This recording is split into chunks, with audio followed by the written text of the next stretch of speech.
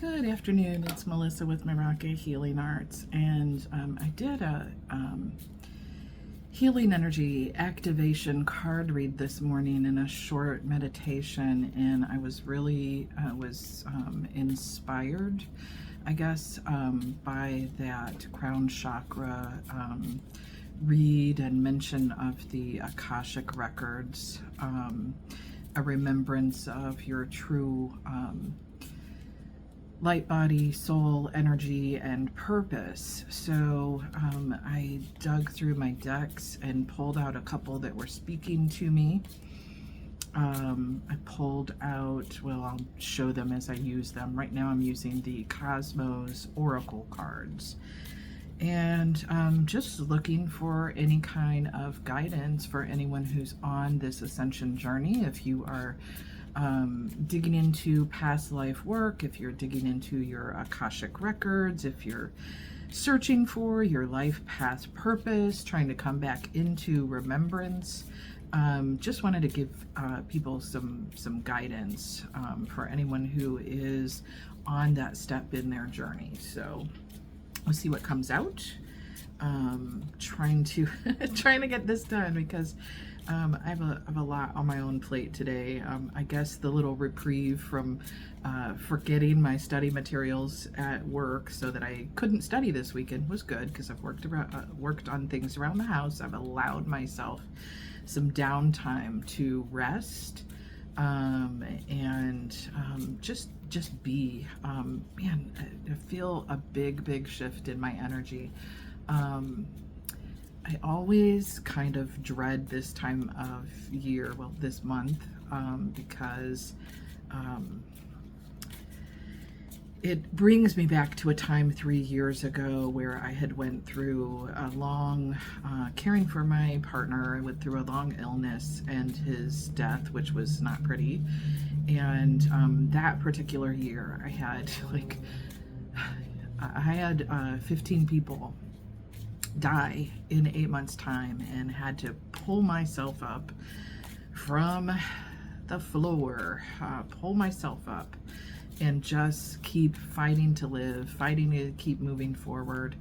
And you know, usually around this time of year I get into a big funk, and it's been so much easier this year, I guess, just because I've spent so much time in reflection and digging through not just what those losses and those relationships were, but healing a lot of inner crap that was way further back down the timeline of, you know, inner child crap, self-worth crap, crap, you know, because it felt like crap. I felt like crap going through it. It was tough. I'm not gonna lie, it was tough. But I feel a big shift today. Maybe this break from the monotony, break from work and studying and trying to move forward and work, you know, all of that. It doesn't mean I'm not gonna go back to it and finish what I need to finish. Of course I am. I've worked hard for that. But sometimes your creative mind, your soul, just, you know, you gotta switch things up. You have to take a break from the routine, you know, and let the energy shift. So, and that's kind of what those that activation this morning was getting more in tune with your crown chakra, opening a new page from your Akashic records. You know, I say all the time, we don't have to stay stuck in the old story of what our life was, ever. It's easy to do that. We hold on to pain, we hold on to betrayals and hurts and rejections, abandonment, all of that, self-abandonment, self-sabotage. But you know, there's a time where it's just time to move forward into a totally new chapter of life, a totally new version of self. And I talk about this in grief group too. It's not just, you know, when we talk about grief, you can grieve all kinds of things. It doesn't just have to be a actual physical death of someone, but we can grieve. What we often are actually grieving is our loss of identity within some sort of a construct or a relationship, a dynamic. So we form our identity so much around who we are inside of those constructs. So whether that's your family dynamic, in my family, I have always been X, Y, or Z. In my marriage, my relationship, my partnership, in my relationship with my kids, in my career, who have I been? So you form an identity of who you think you are. And when that shifts and changes and it's no longer your reality, say, the most obvious, someone passes away, someone leaves, someone separates from a relationship, you end a relationship, whether you chose it or they chose it, or just life changes, you're older, your kids grow up, they're no longer living with you, they're off doing their own thing. Your career will change many times during your life. Maybe you leave a job because you're no longer satisfied, or maybe you're let go. Maybe you have physical challenges that come up and you can no longer do the work that you used to do.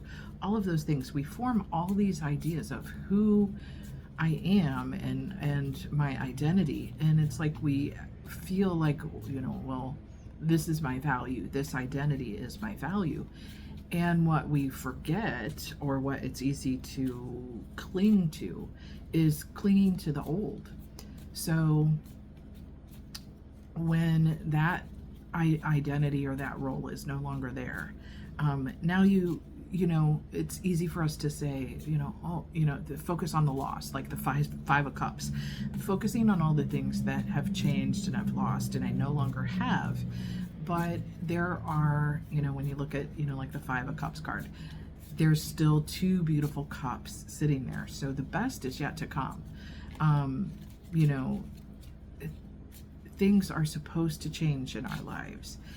We are supposed to grow in our lives. We evolve. Life is a journey. It's not, point A, point B, point C, finished. No, you have a lot of ups and downs. You have a lot of learning. You have a lot of growth. We are creatures that evolve and evolve and evolve again. So I would ask you to just be open to the change, be open to the shift, be open to all of the new things that you get to discover about who you are, what you're able to create around you, new relationships, new realities, new careers, new purpose, new. And that doesn't mean that the old doesn't have any kind of a place. You may still have connections with some of your former self or some of your former life, but it's a time of evolving. It's a time of rapid change. It's a time of ascension. It's a time of new mindsets and a new understanding of how we're all connected, and yet how we're all independent, separate beings on a similar journey. So, all right, so boy, am I fired up and wordy. Coffee has kicked in. And I decided to try to tame the lion mane today and use a little bit of heat and some oil and straighten it down, because I was just looking a hot mess yesterday with all that wild lion mane going. So hopefully it won't stay this way. I'm gonna have to put it back in a ponytail or a twist or a bun or something, because I want to go out and take a walk to the lake today, and get some things done, get that oil change done, and get some hardware that I need for fixing things in the house. But I'm all kinds of fired up, but yet my mind is like card reads. So if I only had 5 of me, the things we could accomplish and change in the world. All right, Spirit, can we get something from the Cosmos Oracle cards for life path, purpose, life path, purpose, knowing, life path, purpose, direction, purpose for the general collective. All right. No, we do not accept that. We do not accept any negative mindsets. I'm tossing that one out. Nope. Absolutely refuse to live in a fear-based mindset. That's right.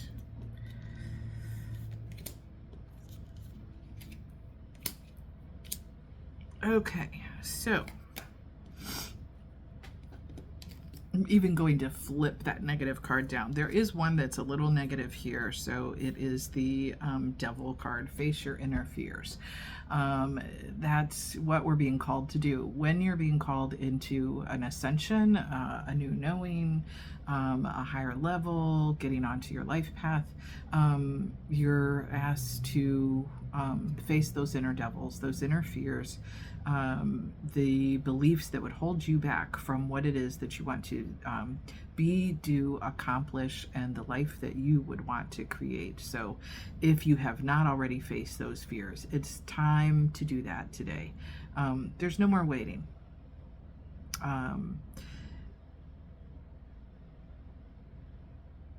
You know, the only person that can hold you back from what you want is you. That's it. You.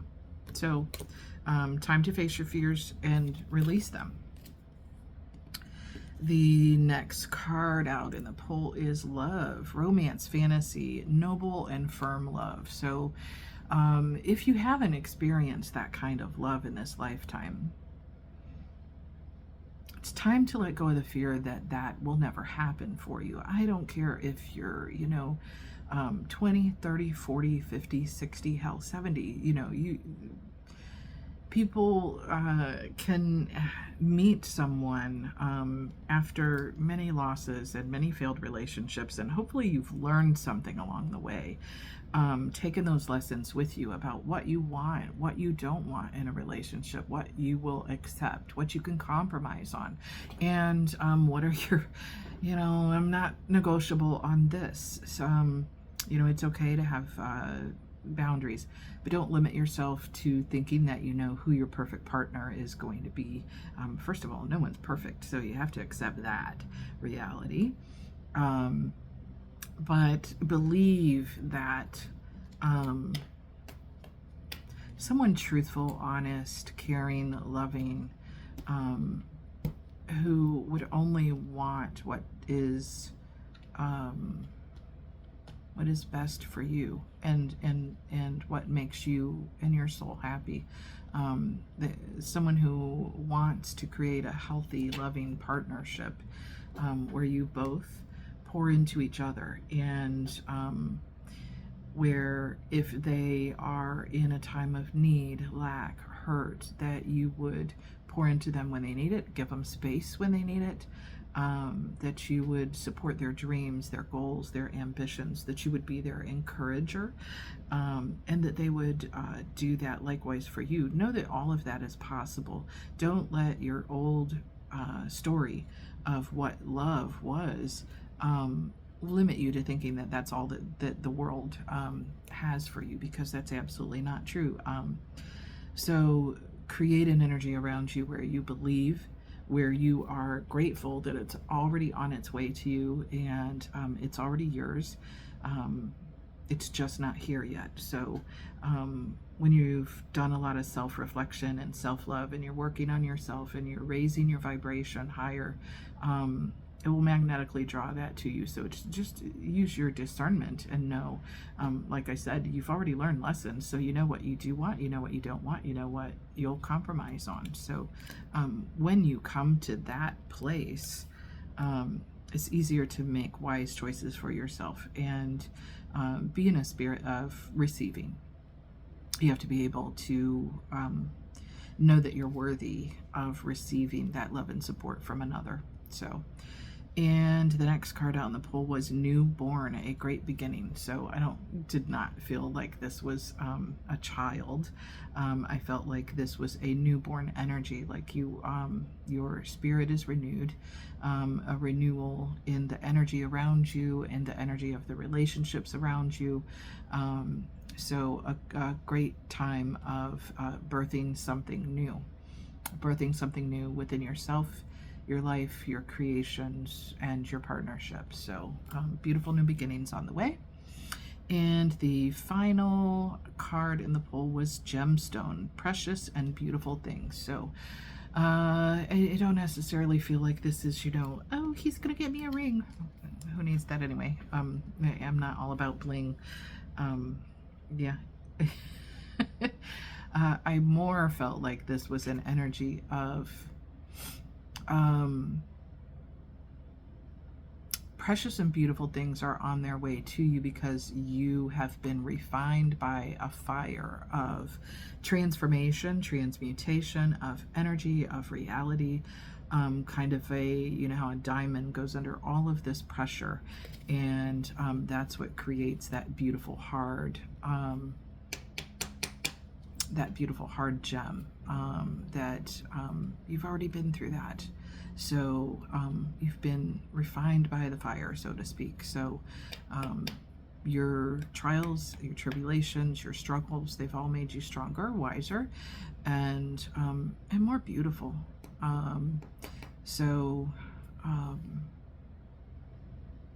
Precious and beautiful things are on their way to you, to your reality, because you've underwent the transformation. And so now it's time for some blessings to come your way. Believe it, and be grateful for it, even if you don't see it fully in your reality yet. When you are grateful for the things as if they are already yours, you're grateful in advance of the blessings. You're continually creating that energy to receive those things. Just believe that they're already yours. It doesn't mean be delusional about a specific person or situation. Just know that I'm deserving of wonderful things. I'm deserving of love from all people in all areas of my life. And I'm thankful for what I do have. And I know that even more blessings are on their way. So have a beautiful day.